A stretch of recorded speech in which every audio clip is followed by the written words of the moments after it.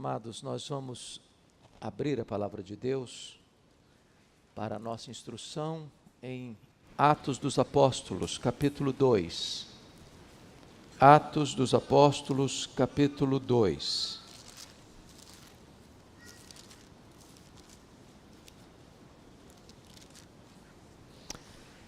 Nós faremos a leitura a partir do verso 14 até o verso 41. O discurso de Pedro.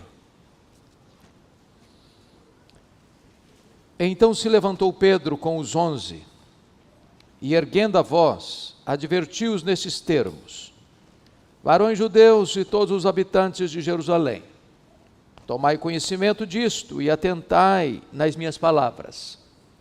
Estes homens não estão embriagados, como vindes pensando, sendo esta a 3ª hora do dia. Mas o que ocorre é o que foi dito por intermédio do profeta Joel. E acontecerá nos últimos dias, diz o Senhor, que derramarei do meu espírito sobre toda a carne. Vossos filhos e vossas filhas profetizarão, vossos jovens terão visões, e sonharão vossos velhos. Até sobre os meus servos e sobre as minhas servas derramarei do meu espírito naqueles dias, e profetizarão.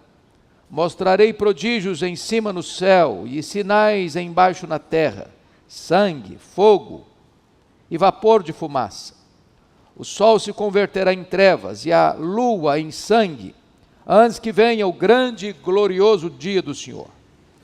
E acontecerá que todo aquele que invocar o nome do Senhor será salvo. Varões israelitas, atendei a estas palavras.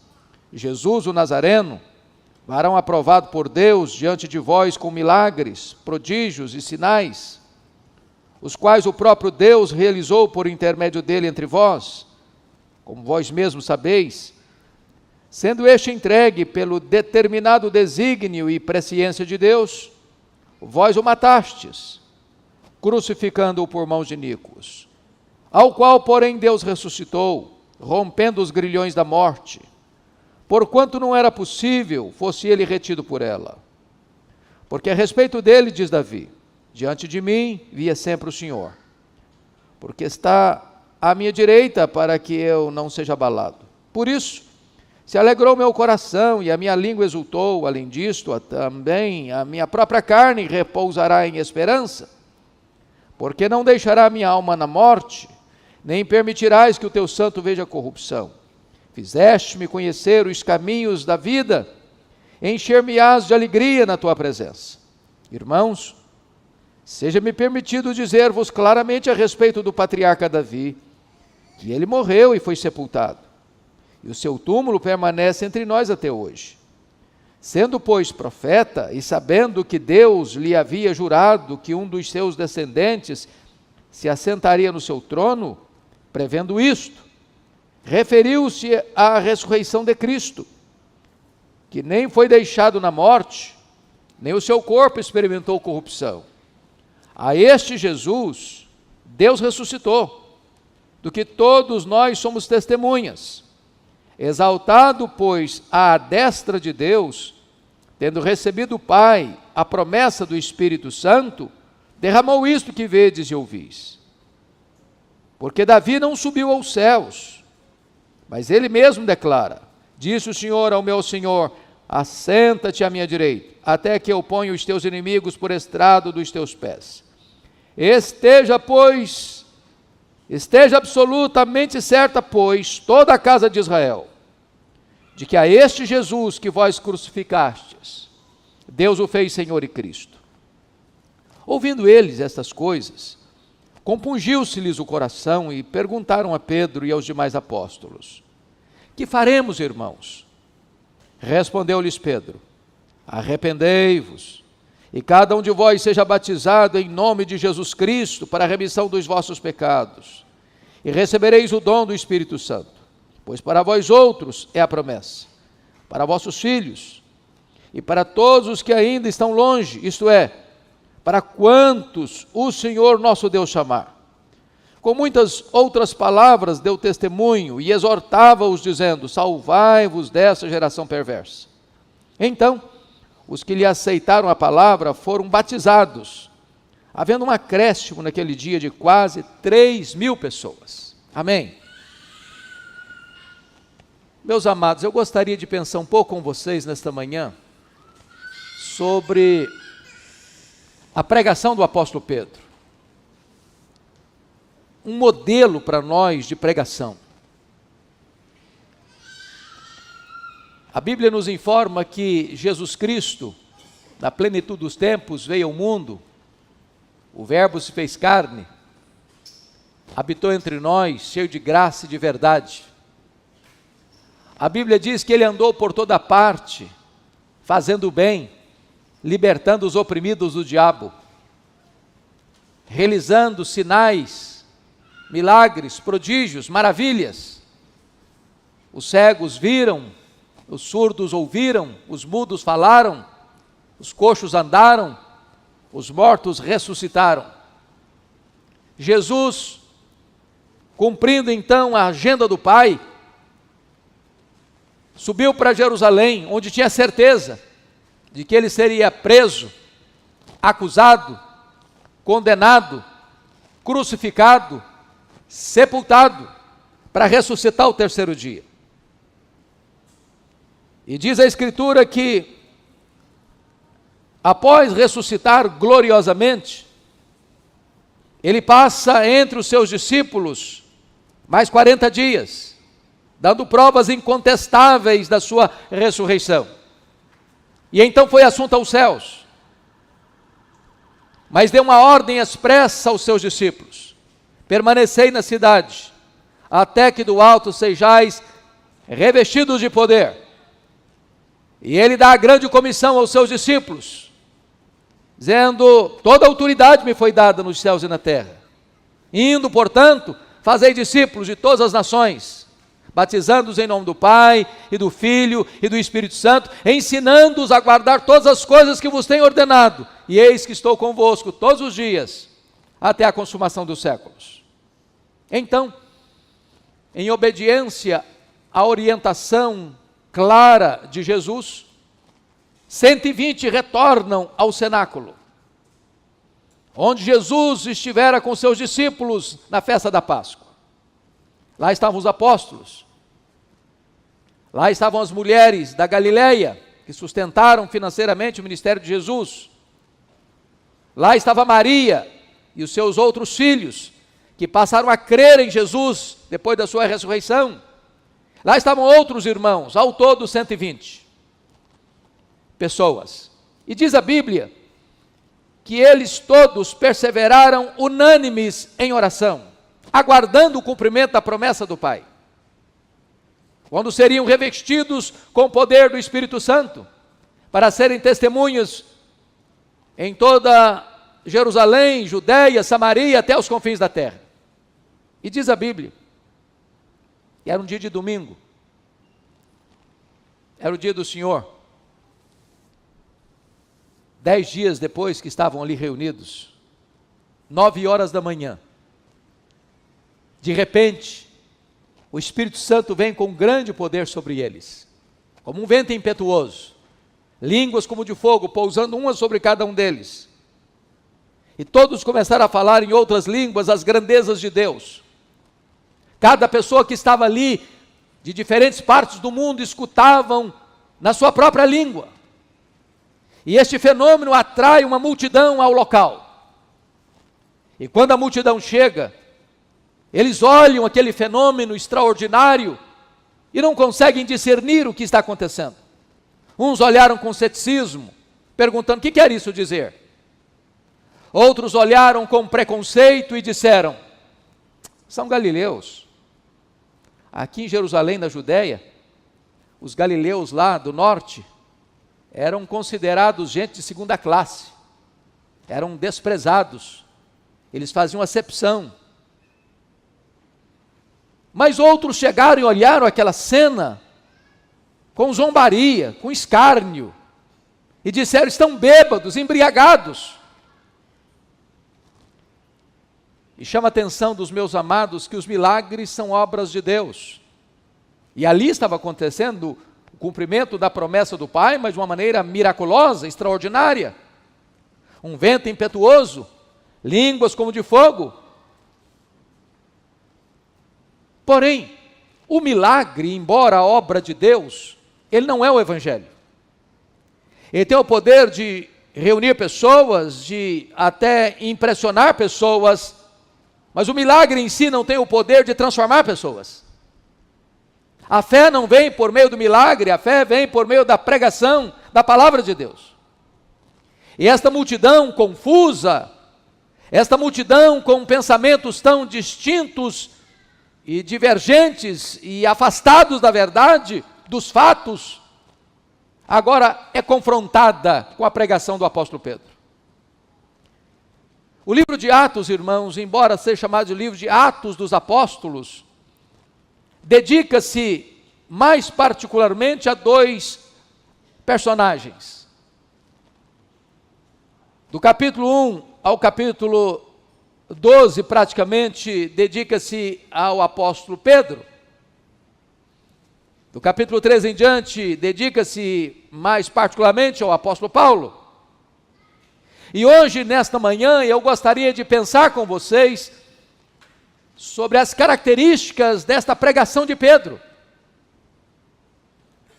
A primeira marca que os reformadores entenderam de uma igreja genuína, verdadeira, é a pregação fiel da palavra de Deus. E penso que Pedro aqui, cheio do Espírito Santo, serve-nos de modelo, de exemplo, de paradigma, como deve ser a nossa pregação. E a primeira coisa que Pedro faz é esclarecer os acontecimentos. Dizer, não, eles não estão bêbados. São 9 horas da manhã. O que está acontecendo aqui é o cumprimento da promessa, escrita por Joel, que nos últimos tempos, nos últimos dias, Deus derramaria do seu Espírito sobre toda a carne. Não toda a carne, quantitativamente falando, mas qualitativamente falando. Porque ele explica, o derramamento do Espírito Santo rompe a fronteira de gênero, é sobre os filhos e as filhas, rompe a barreira etária, é sobre os velhos e sobre os jovens, rompe a barreira social, é sobre os servos e sobre as servas. E então, depois de explicar o que de fato está acontecendo, que não é um fato fora do controle divino, mas dentro da agenda divina, agora Pedro se levanta para pregar. Como é que foi o sermão de Pedro? Quais foram as marcas do sermão de Pedro? O que o sermão de Pedro pode ensinar a você, a mim, a nós, maiormente a nós, pastores, com o compromisso diário de expor as Escrituras? E eu gostaria então de olhar esse sermão de Pedro com os irmãos nesta manhã. A primeira marca do sermão de Pedro, irmãos, é que foi uma pregação cristocêntrica quanto à sua essência. Nós pregamos Cristo. Nós não temos outro tema para pregar. É Cristo. Ele é a essência da mensagem, o núcleo da mensagem, o néctar da mensagem. Mas, ao pregar sobre Cristo, quais foram as ênfases de Pedro? Confira comigo, por favor. Primeiramente, no verso 22, ele vai falar da vida de Jesus. Varões israelitas, atendei a estas palavras. Jesus, o Nazareno, varão aprovado por Deus diante de vós, com milagres, prodígios e sinais, os quais o próprio Deus realizou por intermédio dele entre vós, como vós mesmos sabeis. A primeira coisa que Pedro destaca é a pessoa de Cristo, a maneira como ele viveu, a maneira como ele demonstrou sua divindade, sua filiação divina, realizando prodígios, milagres, sinais, maravilhas, que o próprio Deus realizou por intermédio dele. Mas não foram milagres escondidos, Não foram milagres subjetivos, não foram milagres não verificáveis, mas entre vós. Como todos vós sabeis, a obra de Deus acontece de forma notória, pública, irrefutável. E é curioso, meus amados, que Pedro vai fazer esta declaração: varões israelitas, atendei essas palavras, Jesus o Nazareno. É Mateus que nos informa que quando José e Maria, junto com o menino, retornam do Egito por orientação divina, e descobrem que o filho de Herodes o Grande está governando a Judéia, do mesmo estofo moral do pai, por divina advertência, eles não ficam na Judéia, mas vão morar lá em Nazaré, para que se cumprissem as escrituras, ou o que disseram os profetas, ele será chamado Nazareno. Mas curiosamente, a palavra Nazareno não aparece nenhuma vez no Velho Testamento. Aí você pergunta, mas como assim cumprir o que os profetas disseram, Nazareno, se a palavra Nazareno não aparece no Velho Testamento? É que a palavra Nazareno, ela procede de uma palavra nezer, que é o broto. Surgirá um broto. E essa é a ideia de Jesus como Messias, da sua exaltação, de que ele surgirá, e de que ele será grande, poderoso, invencível. Mas também, ao mesmo tempo que a palavra Nazareno descreve a exaltação de Jesus, Nazaré era uma cidadezinha mal falada, desprezada, a ponto das pessoas olharem para Nazaré com preconceito e perguntarem, mas de Nazaré pode sair alguma coisa boa? Então, quando a Bíblia diz Jesus o Nazareno, quer descrever duas coisas: a exaltação dele e a humilhação dele. Então, a primeira coisa que Pedro vai fazer no seu sermão é mostrar como é que foi a vida de Jesus. Mas o segundo ponto que Pedro destaca no seu sermão é a morte de Cristo. Olha o verso 23. Sendo este entregue pelo determinado desígnio e presciência de Deus, vós o matastes, crucificando-o por mãos de iníquos. Oh, irmãos, está aqui duas verdades sublimes, que talvez se nós gastássemos a vida inteira para pensar e meditar no que está aqui, nós não esgotaríamos. A morte de Cristo não foi um acidente. Não. Jesus não morreu porque Judas o traiu, porque Pedro negou, porque o Sinédrio jeitosamente contratou testemunhas falsas para acusá-lo, porque Pilatos covardemente, contra a sua consciência, o sentencia à morte e cruz. Ele não foi para a cruz porque os soldados cruelmente o pregaram no madeiro, não. A morte de Cristo foi uma agenda estabelecida na eternidade. Está escrito aqui, sendo este entregue pelo determinado desígnio de Deus. O Cordeiro foi morto desde a fundação do mundo. A cruz estava incrustada no coração de Deus desde a eternidade. Mas ao mesmo tempo, Pedro vai dizer que a morte de Cristo teve, sim, uma responsabilidade humana, porque ele denuncia, no versículo 23, vós o matastes, crucificando-o por mãos de iníquos. Pedro não inocenta e não isenta de culpa os judeus que pregaram Jesus naquela cruz, se unindo aos gentios, naquele ato de maior injustiça da história da humanidade. Então Pedro fala da vida de Cristo. Pedro fala da morte de Cristo. Mas em terceiro lugar, Pedro vai enfatizar agora, confiram comigo o verso 24, a ressurreição de Cristo, ao qual, porém, Deus ressuscitou, rompendo os grilhões da morte, porque não era possível fosse ele retido por ela. Se a morte de Cristo não foi um acidente, a ressurreição de Cristo não foi uma surpresa? Do mesmo jeito que Jesus profetizou várias vezes para os seus discípulos, que ele subiria para Jerusalém para ser entregue nas mãos dos sacerdotes e escribas, para ser crucificado, também ele profetizou que ele ressurgiria ao terceiro dia. E Pedro vai gastar um tempo, até o versículo 32, para mostrar que a profecia da ressurreição de Cristo, ela estava ancorada nas Escrituras. Porque quando Davi falou de que o seu corpo não experimentaria, que o corpo não experimentaria corrupção, que a morte não o deteria, ele não está falando dele. E Pedro diz, vocês sabem disso, o túmulo de Davi está aqui, todo mundo sabe. E quando Pedro disse isso, Davi já tinha morrido há 1000 anos, estava lá o túmulo dele. Então Pedro está dizendo o seguinte, Davi não está falando dele, Davi está entendendo que um descendente dele herdaria um trono que duraria para sempre, e Davi está falando, portanto, do seu filho no sentido profético, de que Jesus seria chamado filho de Davi.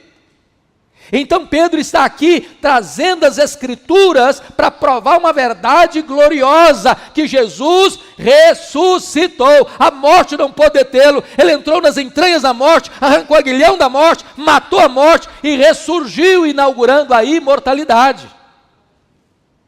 Mas agora Pedro vai falar de outra verdade sobre Jesus, a exaltação de Jesus. Confiram comigo aí, versos 33 a 35, exaltado, pois, à destra de Deus, tendo recebido do Pai a promessa do Espírito Santo, derramou isto que vedes e ouvis.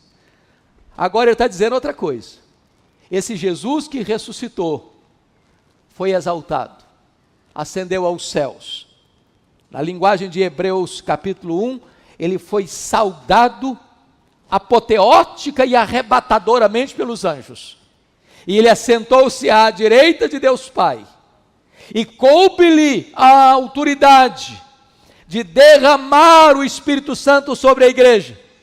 E Pedro está dizendo o seguinte, o que vocês estão vendo aqui, este derramamento do Espírito, é promessa de Deus também, dada ao seu Filho, que tendo ele sido exaltado, e Paulo diz que ele foi exaltado sobremaneira, não tendo como exaltá-lo mais, em grau absoluto, superlativo, ele então derrama o Espírito Santo, para ficar para sempre com a igreja.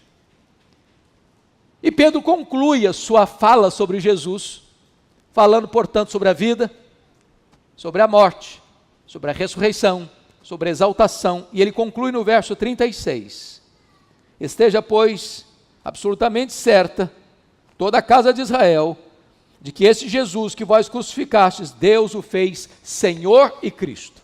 Agora Pedro fala do senhorio de Cristo, não é César, não é Pilatos, não são os membros do Sinédrio, não é nem mesmo o diabo, nem mesmo os grandes deste mundo, o Senhor é Jesus. Ele é o Rei dos reis, Ele é o Senhor dos senhores, Ele está no trono, Ele tem toda a autoridade, todo o poder nos céus e na terra, Ele governa as nações, Ele dirige o universo, Ele é o cabeça da igreja, Ele é o intercessor da igreja, Ele está entronizado como Senhor absoluto. Irmãos, esta é a essência do Evangelho, é Jesus, esta é a essência da pregação. Então a primeira verdade que Pedro traz é que a pregação é o quê? Cristocêntrica em sua essência. Em segundo lugar, a pregação de Pedro foi uma pregação eficaz quanto ao seu propósito. Veja comigo o verso 37. Ouvindo eles estas coisas, compungiu-se-lhes o coração e perguntaram a Pedro e aos demais apóstolos, que faremos, irmãos? Oh, amados irmãos, como eu preciso, como os meus queridos colegas precisam, dessa característica da pregação. Pregação eficaz quanto ao seu propósito, que quando é proclamada, as consciências são picadas, o coração é atingido, as pessoas não escutam esse sermão apáticas, sonolentas, dispersas. Não! Esta palavra é atingidora, esta palavra é uma flecha no coração, esta palavra incendeia a alma, esta palavra provoca uma convulsão no interior do homem, e o apelo não brota apenas do pregador ao auditório, mas do próprio auditório para o pregador. O que vamos fazer, irmãos, diante dessa mensagem? Como precisamos, desesperadamente, de experimentarmos esta mesma verdade. Mas em terceiro lugar, a pregação de Pedro foi uma pregação clara quanto às suas exigências. Olha comigo o verso 38. Respondeu-lhes Pedro: arrependei-vos e cada um de vós seja batizado em nome de Jesus Cristo, para a remissão dos vossos pecados, e recebereis o dom do Espírito Santo. Notem vocês, irmãos, que arrependimento é a manchete do reino de Deus. Foi a pregação dos profetas, foi a pregação dos apóstolos, foi a pregação dos pais da igreja, foi a pregação dos reformadores, foi a pregação dos puritanos, foi a pregação dos avivalistas, deve ser a pregação da igreja hoje. Arrependei-vos. Parece que esta é uma mensagem tão distante dos púlpitos brasileiros. Hoje a maioria das pregações é libertação. Você precisa ser liberto. Tem um encosto em você.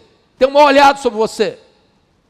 Você precisa ir num guru espiritual para ele libertar você. Meus irmãos, ainda que as pessoas fossem libertas de possessão demoníaca, o problema não estava de todo resolvido.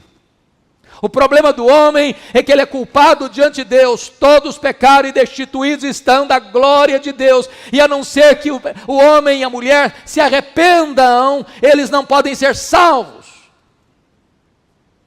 Arrependei-vos. E a promessa é remissão de pecados. E a promessa é dom do Espírito Santo. Em outras palavras, meus irmãos, a maneira do homem ser perdoado é quando ele dá evidência de arrependimento. Deixe-lhes dizer isso. O amor de Deus é incondicional, mas o perdão de Deus não. Perdão de Deus requer o quê? Arrependimento. E aos que se arrependem, aos que são recebidos a comunhão da igreja pelo batismo, esses recebem a promessa do perdão, da remissão e também do dom do Espírito Santo. Fica claro, portanto, as exigências. Não é adesão, é conversão. Mas em quarto lugar, irmãos, a pregação de Pedro foi uma pregação específica quanto à promessa. Porque se vocês perceberam, tem uma promessa para o passado e tem uma promessa para o futuro. E a promessa para o passado é remissão de pecados. E a promessa para o futuro é o dom do Espírito Santo. E ele está falando de uma plenitude, de um despertamento, de um avivamento, de um derramar copioso. E notem vocês que esta promessa não ficou limitada àqueles que receberam no dia de Pentecostes. Porque Pedro disse: essa promessa é para vós. Esta promessa é para os vossos filhos. Essa promessa é para aqueles que ainda estão longe. Esta promessa é para quantos o Senhor nosso Deus chamar. Então eu quero dizer a você que a igreja pode e deve ter expectativa de grandes avivamentos espirituais. É promessa de Deus para nós. Mas finalmente, a pregação de Pedro, irmãos, foi uma pregação vitoriosa. Quinto lugar, último lugar. A pregação de Pedro foi uma pregação vitoriosa quanto aos seus resultados. Vejam comigo, por favor, o versículo 41. Então os que lhe aceitaram a palavra foram batizados, havendo um acréscimo naquele dia de quase 3.000 pessoas.